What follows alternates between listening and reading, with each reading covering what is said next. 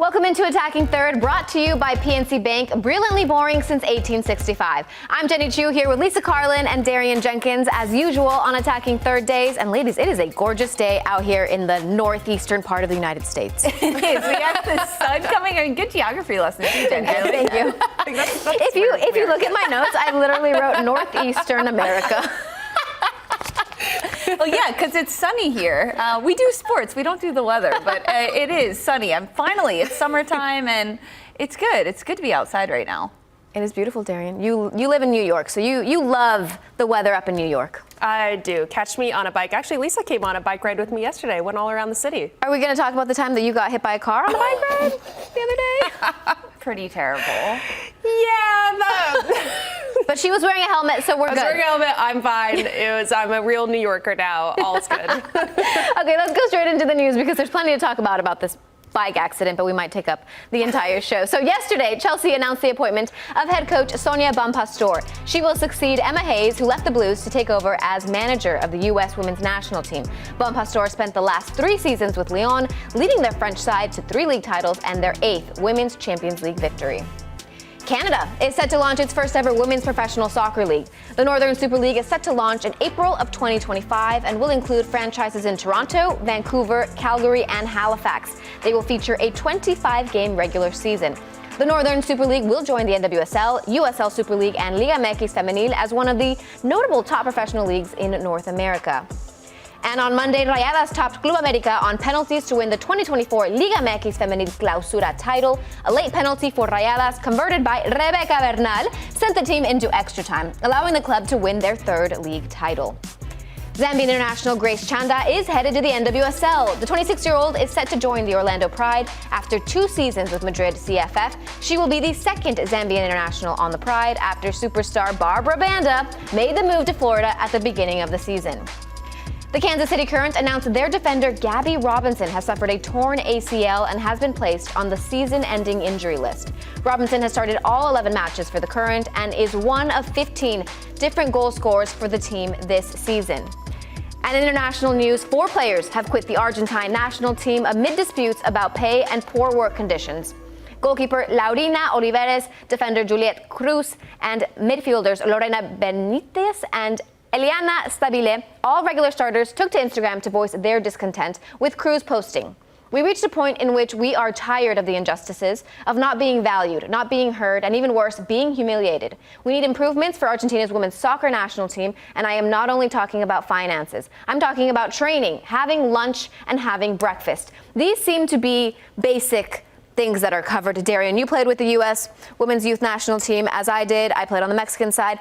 What they're talking about is viáticos. What we talk about in Mexico is the per diem per day, which in any job you would get a per diem per day when you're traveling with the national team. They're saying in the Athletic article that they got a ham sandwich and a banana for their daily food. Lisa, yes, Darian. Well, they're saying they didn't get food some of the times. And then that whole article, some of the players are cited saying, we didn't get breakfast and lunch for 2 of the days while we're at camp, yet we're training and meant to be professional athletes. Signing a contract doesn't make you a professional athlete. You need to have circumstances that also fit you working your entire life to get into this position. And it's heartbreaking. We have this discussion on the show too often, especially with these federations now speaking out, which I'm glad these players feel empowered to speak out. It's sad it has to come at the expense of them going and representing their country. It's something we've all dreamt of doing when you're a little girl and you get to play and putting on that badge, especially for Argentina. But not having basic human standards of having food provided for you. That's insane that you're skipping meals. You're not given per diem is crazy, but not even being provided food. I wouldn't go to camp either. I hope that this affects some change for this federation, but that's absolutely insanity. One of the players that spoke out said that, I mean, I think it's important to note that these players went to camp. They reported. They were in training for a few days before they had private conversations and said, hi, we need more. And then said, okay, the federation said, we have no money to do this for you, to give you per diem, to get your families free tickets to the game. They're charging the families $5 to go to the games. Yep. And the federation said, we have no money. So the players said, okay, I'm leaving at this point because they have left their home, their families, their club team. These players play for Boca Juniors. Yep. They've left their jobs to go play for their national team on this international break, which is an honor, and they talk about that, but at a loss of so much else for them. So my confusion comes into play with Argentina just won a World Cup. There's prize money in that, right? That is on the men's side. But the women's national team also went to the World Cup. There is money involved in playing in a World Cup, and they had a great showing in terms of the women also. Another thing that comes into play is the W Gold Cup. One of the things that has come up as a discussion point is whether or not people were paid out the money needed or the money that was supposed to be provided for these teams that were in this tournament, right? So there is a bit of a, I don't know, differing of opinion when Brazil players have said, oh, we received our per diem from CONCACAF about this, not necessarily from CONCACAF, from their federation, right? And Argentina players are saying, what? What money are you talking about?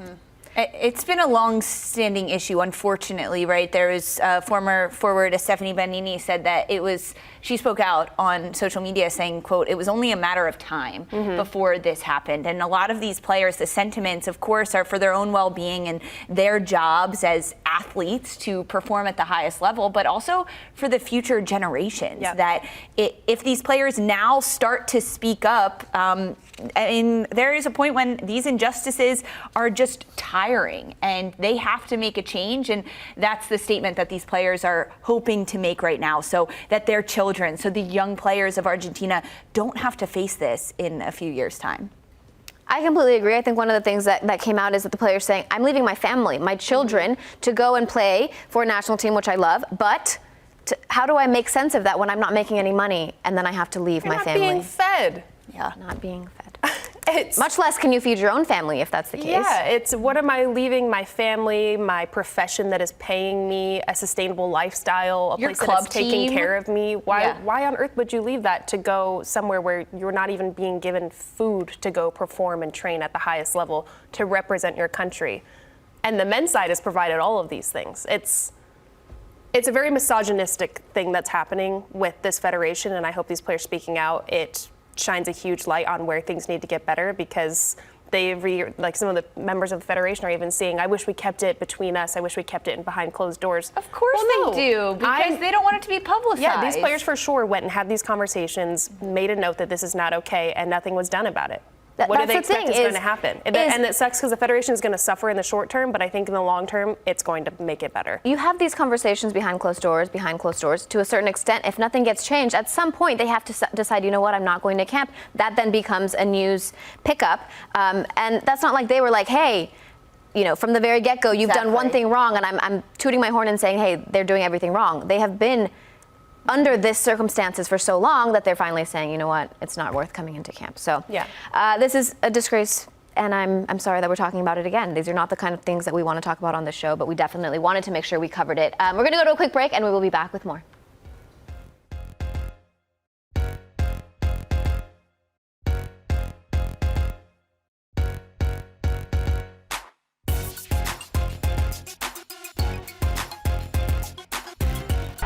Barbra, Banda, she is breathtaking. You are on the edge of your seat just waiting to see what she can do. Nice ball, Adriana puts it across, Ivory taps and it's headed home!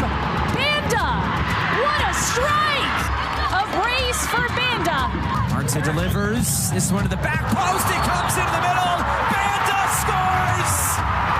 Who can stop her at the moment? Back at the feet of Marta, who's trying to feed Banda. Banda gets there, Barbra Banda. Banda scores again! This is Barbra Banda's world, everybody, and we are just living in it. Barbra Banda is joining us now on Attacking Third, and we are so excited about that. Barbra, thank you so much, because we have been begging for this interview for a while now. I just want you to know that. Wow, thank you. Okay, so let's go ahead and talk about the fact that you have adjusted so well to the NWSL, to the United States. Most players in any sport, in any league, they need some time to get used to where they are, the league, their teammates. You have just got off on a fiery start. Everything's working out for you. Please tell me how you do that, because it needs to be studied. Yeah, honestly, I think I I started following a Pride team when I just received a phone call from my agent. So I was able to watch their team and everything what they're doing. And I've adjusted so quickly because I think the most important thing is the way we interact as a team. And if everyone welcomes you very well, you always feel at home and feel comfortable with each and everyone. So you're able to fit in as quick as possible. Is that something that Seb Hines has put onto the group? Because we're wondering, Orlando's success is no accident. How is it all working out? Well, I think it is working on so well for us because I think the team is united. We always want to achieve one thing at a go. The teamwork, most important. Everyone, we push each other to the encouragement for each other. So I think we are moving at the right pace as a team. Barbra, there is some exciting news in NWSL and with Orlando today as your Zambian international teammate midfielder Grace Chanda is joining Orlando Pride. We are so excited about this, but how excited are you to get Grace in Orlando and playing with you at the club level? I think I'm more excited than every one of you. I think it's awesome to have a teammate that I play along in Zambia. So I'm very happy for her. I think it's a great opportunity for her to showcase her talent as well. I think she's a very good player. So I think she'll be able to fit in as well. Barbra, I wanted to ask, it's been so fun to watch your game. Like you said, you just came in and gelled with the NWSL, with Orlando Pride so easily. But you're not just a typical striker where you're staying high on the line. You like to be on the ball, deeper in the pitch, be a part of the build-up. Is there a player that's inspired you to emulate your game after? To be honest with you, when I was growing up, I think I've mentioned this way back in some newspapers in Zambia. I think, and right now I feel it's a dream come true to play alongside Mata because honestly, I'm always learning something from her. She's been an inspiration to me since I was a kid. So I think I always come up with something during training. I always want to learn something different and come up with something new. So she's one of the person that has been inspiring me for quite some time. You've been scoring goals every which way this season. It feels like every time you get on the ball, we're like, there she goes. We're going to get another one. It is so exciting and fun, really, to watch. But I want to know from you, what is your favorite way to score goals and find the back of the net? Actually, I'm unpredictable. And to me, I feel when I'm given a chance, I have to utilize my chances very well. So when I get a spot, I think I have a chance to score. I just have to put it at the back of the net. So for me, I'm very unpredictable, and more especially when during training and when it's the game time, we get instructions from the coach, but it's time whereby a player has to have their own personal knowledge. It's not that everything that you're going to use what you practice in the pitch, but there is that element of your own that you need to apply during the game. So I think also that works for me. Barbra, we all loved seeing the warm welcome you got at the Orlando airport with all of the Zambian international fans, the Orlando fans welcoming you to Orlando. What was it like to come down the escalator and see all of those fans there just cheering you on? Wow, it was a surprise to me because I didn't expect that. So I just at the moment I saw that, I felt at home because a lot of Zambians came in to support me, to welcome me. And that made me to become so comfortable with the team and everything. So I think Orlando now is more like my second home. I'm happy and I'm settled very well. Barbra, will we see you at the airport with a sign when Grace Chanda shows up at the bottom of the escalator too, cheering her on? Yeah, I think that would be so awesome and amazing. I think she'll be so excited. Okay, well, let's go ahead and talk about, Lisa asked you about the goals that you like scoring. Is there a favorite goal you've scored this season with Orlando Pride that you kind of pick out as, yep, that was a good one. That was pretty good. Yeah, I think it's the goal that I scored against Seattle, the last goal. I think that was so amazing. I felt it was so nice to me. More likely, all the goals, most of the goals that I've scored with my head. So that one was so special. Oh, I like that one. I mean, anytime you score with your head, it's always special. Yeah. You've slotted in with Seb Hines in this formation, in this group with Orlando very, very seamlessly. How does your role with Orlando differ when you play with the national team and with Zambia? I think there is a very big difference because when you look at Orlando, the team, the way we are playing, I think it's a team that loves knocking the ball, and I think it's just a team that everyone now is enjoying watching. It's so amazing the way we're keeping the ball, the position, and everything.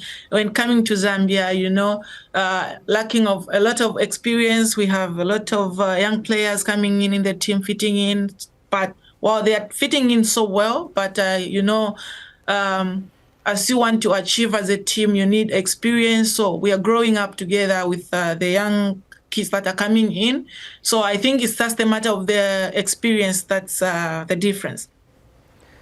Barbra, speaking about younger players coming into the Zambia national team, 2021 was the first appearance for Zambia at the Olympics. What are you looking to achieve in this year's Olympics with your national team? Yeah, we are looking forward to do something different. Looking at the first time that we went to the Olympics, we came out so early. So this time around, we try by all means to go maybe further to the group stage and maybe go further to the tournament. That's our main target. Okay, beautiful. We're so excited to see you in that, Barbra, and firing, and Grace coming into the Orlando Pride team as well. And the fact that you have a friend from Zambia is going to be wonderful. But I just want to understand a little bit more about Orlando Pride and you guys getting it all done. So Darian used to play for Orlando Pride. I used to work as a reporter for Orlando Pride. And we know that that fan base is wonderful. They support so well. How have they kind of welcomed you in to Orlando? Sorry? How have they welcomed you into Orlando, the fans of Orlando Pride? Oh, wow. It's so amazing. And it's something that I didn't expect. Looking at the fans, the way they come up in numbers to cheer for us when we are playing at home, it's very exciting and so encouraging because for us, it's the 12th player to help us with the support. So it's so amazing. And I'm always happy to play with the fans in the stadium. Awesome. Barbra, we're going to continue to watch you dominate and score plenty of goals the rest of the season, but we appreciate you coming on to Attacking Third. Well, thank you very much. Thank you. Okay, guys, we are going to go to a quick break, and we have way more Attacking Third for you. Stay with us.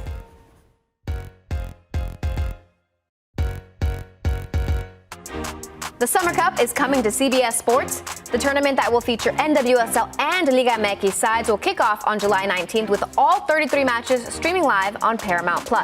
Select matches will also be simulcast on CBS Sports Golazo Network and CBS Sports Network. The final will take place on October 25th. European League play may be over, but you can catch all the stars in the upcoming Women's Euro qualifiers on Friday when Germany take on Poland at 2:30 p.m. Eastern Time on CBS Sports Network and England face France at 3 p.m. Eastern Time on the Golazo Network. We'll be back in just a moment to talk about the U.S. Women's National Team next.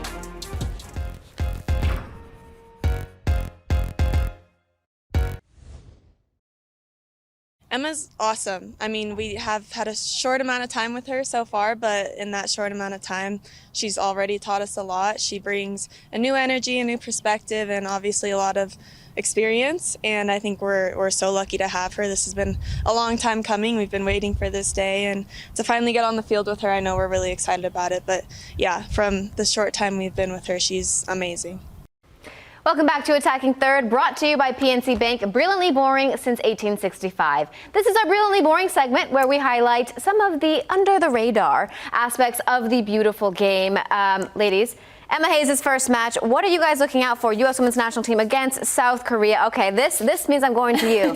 Darian, what are you looking out for from the U.S. Women's National Team in Emma Hayes' first match? Her rotations. I think we're going to see a lot of different partnerships, mix-ups. You see with Chelsea, she's not afraid to throw a wrench in things or just try something new that we haven't seen before. I think with Twyla Kilgore that she's built this identity and team and tried to establish these partnerships that I think we're definitely going to see it in the Olympics. But this is the camp for Hayes to see these youngsters come in, to really experiment, to see where they can kind of toy around and add some more weapons to their arsenal in their run of play, because in the Olympics there's so many things that change, there's so many things that happen, players get knocks, minutes, it's a really quick tournament. So this is going to be a way for her, I think, to establish depth and have some fun as a head coach and really experiment. I think with Emma Hayes being able to be in camp and have time with these players, to talk to them, to actually watch their movements and interactions, we're going to see different partnerships and different pairings of players that we maybe haven't seen before with this group. Even when you look at the roster, when Emma Hayes pulled this out with 23 players, Crystal Dunn being in the front line, that's already something different that we're seeing. I think the pressure for Hayes to succeed, to put out a product that is exciting and a fun brand of football, and also to get wins over South Korea, might overshadow some of the actual changes or players and personnel that she wants to see. So for Hayes to find that balance between getting young players time, trying out different tactics or player partnerships, but also show U.S. soccer and the United States that they didn't make a wrong decision in hiring her in this position. She has pressure on her. She's got pressure, but she's built for it. I think she loves the pressure. I'm also really looking forward to seeing the balance with the veterans. Yeah. How are you going to throw them in? You have utility players like a Crystal Dunn who can play in the back line, in the midfield, and the front line. You have some veterans that can only play one position.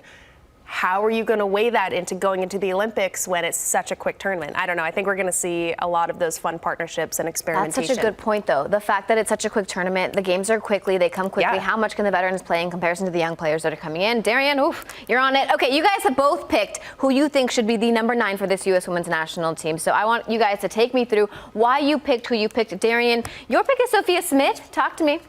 Well, do I really have to make an argument? The girl's on fire right now. I'm going to take you through some of her recent goals with the Portland Thorns and how she set her teammates up for success. Here, she stays in between the pocket of the midfield and the back line of any team she's playing against. She always looks so threatening. She's able to dribble and keep her eye. Look at all of these defenders. All eyes are locked on her. This leaves Linehan on the left side wide open. She puts this perfectly weighted pass to get the assist. Linehan finishes. She's not done though. Look at this pocket again. She's always in between the midfield and the back line, staying alive, wanting to be a part of the play. She can read when there's a transition, and this weighted touch is perfect. As a forward, you're told, have a touch to draw the keeper out. That's exactly what she does. She has options to go left and right. She opts to go left. Easy finish for Sophia Smith. All of these goals are just showing her range as well. Here, she's not in the midfield. She's able to drift wide, which is what I like about her game. She adds diversity to it. She stays in the space, not too close to a defender. She's able to be onside. She takes her time. She reads, okay, my teammate's going end line. My space is to my left in the 18. This is where I can get a shot off. Then she uses the defenders for Bay as a shield to parry the ball with her left, curve it around everybody and over the keeper. Smith is just so lethal because she has diversity in her shooting. She can play in the 9 on the right. She can drop into that 10 position. She tracks a lot of defenders. I don't think she does a lot wrong.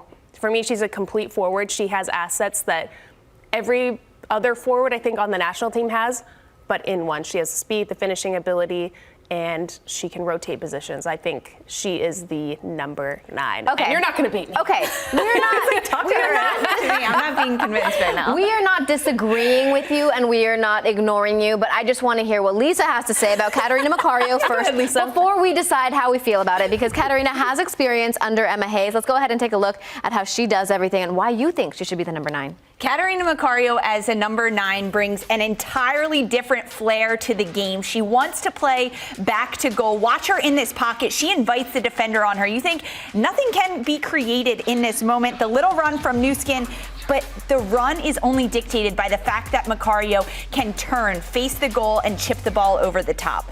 Macario's ability to find space, to stay involved in play is so important. She checks to the top of the 18 on the left side of your screen. She doesn't receive the initial cross, but that's okay. She's keeping an eye on the ball, understanding that the defenders are all crashing near post.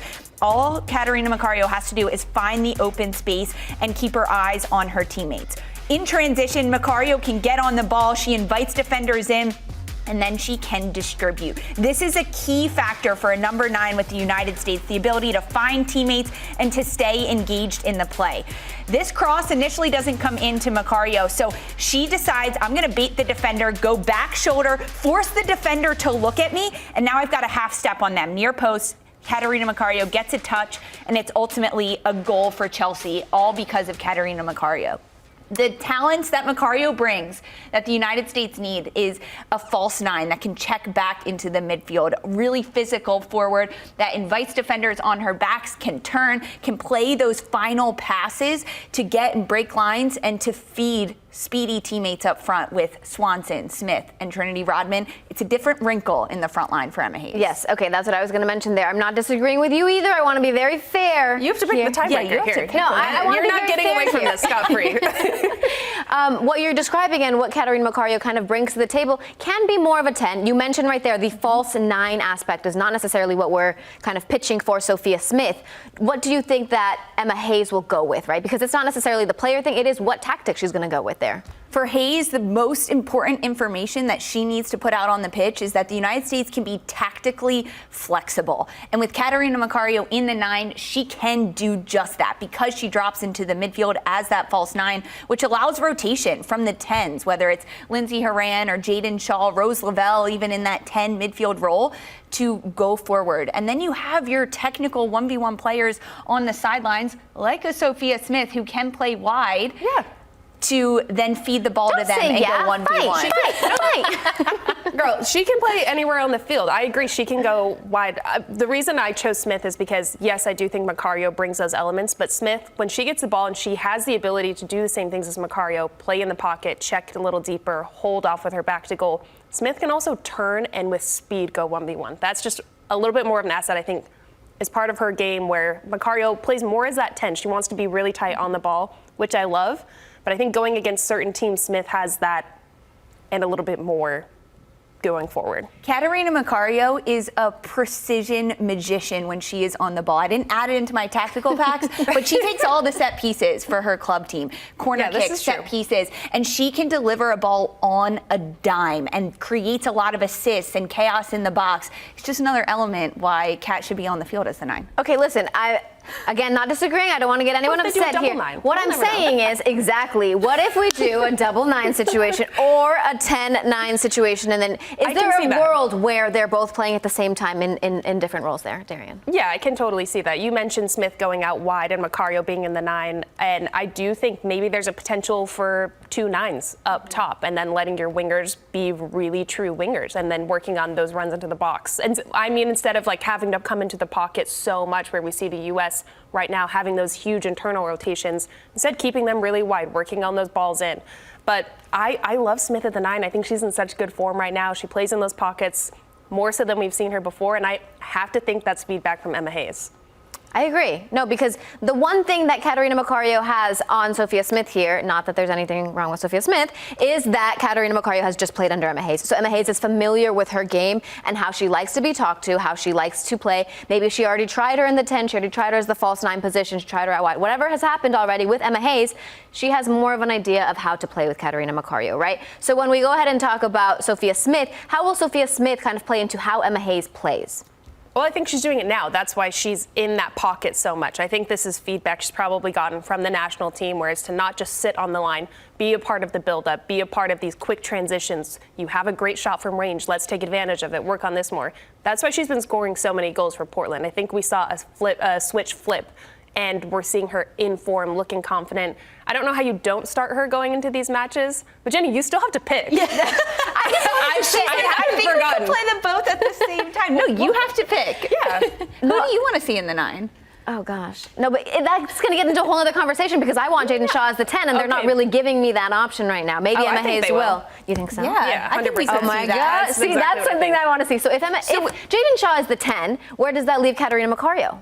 I think she'll come as a 9 at some point. She will come as a false 9. Okay, so maybe rotation. Sophia Smith starts. Catarina Macario comes Smith or Macario. It's like picking like my 2 children. Like, is it Darian? Is it Lisa? Is it Sophia? Catarina Macario plays for Chelsea. We know you like the Blues. I do like the Blues, but I also have history with Portland Thorns. So like, I work for both clubs. So. Guys, I don't know. I can't pick. I just want you guys to know I love you both. I love you both, and those are very good arguments for both players, and we're going to see how Emma Hayes plays them out. 2, 1. Sophia. Oh, no. All right, let's go to commercial. We have so much more coming up for you. Stay with us.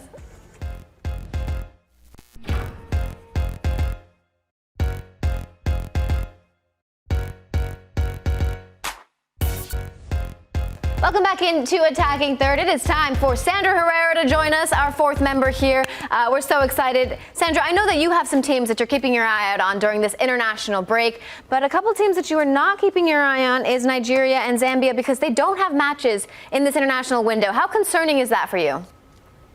It's pretty concerning. I got to be real with you. I think, look, this is it. This, for a lot of national teams, this is the international window that players will have together, and individual performers who want to maybe leave those lasting or last-minute impressions on their coaching staff before final rosters are eventually named for this tournament. But the fact that we've got 2 African nations who are competing in this upcoming Olympics and have no friendlies on their radar for this week is completely disappointing. And I think that's being polite in terms of my actual feelings about it. But I almost am a little bit like, is this to be expected at this point? And really discouraging for these 2 particular programs who are prominent programs coming out of Africa, who have typically been on the scene in more recent years in terms of major international events. And it's just disappointing just to go alongside with all of the other conversations that we've been having about national team women's programs that aren't getting the resources or getting the support that they should be getting, especially ahead of a major international tournament. I think we're getting a close view in terms of Zambia specifically and what they can provide on the pitch, whether that's going to be at the international level or in this case in NWSL at the club level. We're talking weekly, daily, it feels like, about a player and Barbra Banda and Rachel Kundananji, and the fact that these players are putting together these performances for club, but not really getting that time at the international level, I think is deeply disappointing. It's probably like very tough as players as well, because you want to compete with your national team, especially knowing that you have an international tournament in a month and a half away. It is deeply disappointing that neither of those sides have competition in matches during this friendly. But a team that does is Germany. They will be taking on Poland, and Germany headed to the Olympics. They're in the group with the United States, Zambia, and Australia. So as a U.S. fan and media person, I'm going to be watching this German side against Poland. But Sandra, what are you looking for when Germany plays Poland? Yeah, shocker that we're going to keep a close eye maybe on those opponents who are in the group with USA for the Olympics. Germany, obviously a contender for sure. They've got a long stretch ahead of them in terms of their own summer of soccer. But something that's piquing my curiosity in this particular window is there enough here in these friendlies coming up against Poland to take a look at maybe some rotation at goalkeeper? I know it's typically gone to Meryl Fromms, and she's been likely their number 1 starter, and we've seen her put together some really, really good performances for this team. But she's managing a little bit of, rumors and reporting that she might be on the way out of Wolfsburg, and that's leading a lot of us to wonder where possibly that next club could be for her. And I think alongside that, we have to wonder if there's enough here from Anna-Katrin Berger with Gotham FC and the performances that she's put together over these last 4 to 5 weeks to maybe kind of force that question a little bit upon the coaching staff. And I think the timing of it, I think, is what piques that curiosity the most for me. There's not a lot of time here for these teams ahead of these Olympics coming up, but when you get to these major international tournaments, anything can happen. We also hear about how difficult the Olympics are in terms of a string of games and tournament to run through and go and reach that podium. Maybe they'll have to have some rotation throughout the group stage or leading into knockouts at that goalkeeper position. So will we see these keepers kind of split time over the course of their friendlies in this international window? Sandra, speaking of another team in the U.S.'s group with Germany, Australia is about to play China.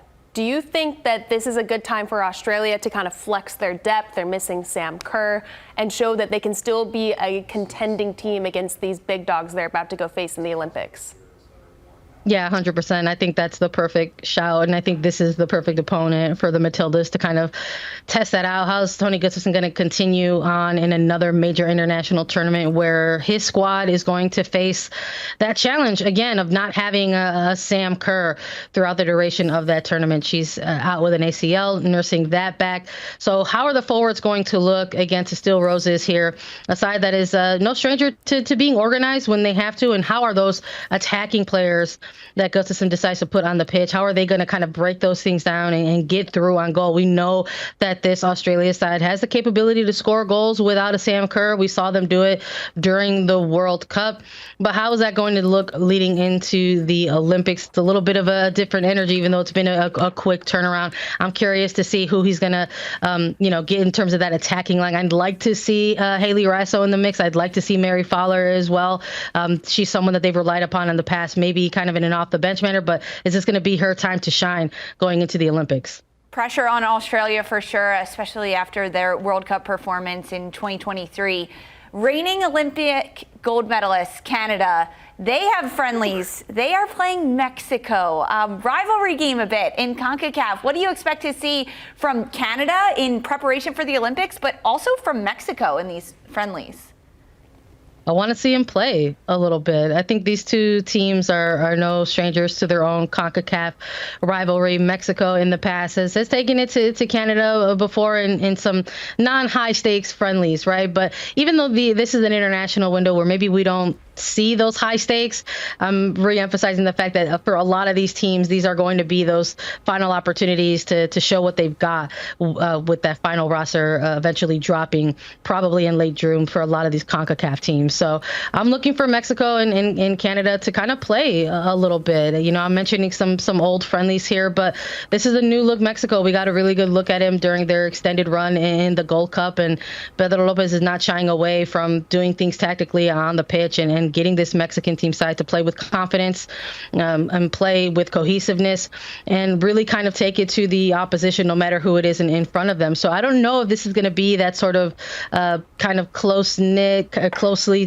contested type of match where maybe we've seen some physicality before, or a Canada side that'll maybe just kind of wait out their time and kind of bite the right opportunity. I think maybe they're going to play a little bit. Maybe we'll see some open-ended action. At least I hope so. All right, so we're hoping that they play a little bit, Sandra. Who's going to win? Come on. Oh, come on now. Come on, you know where I'm going with Jenny? You know where I'm going? That's why I asked. I'm going Mexico, baby. Let's go. Let's go.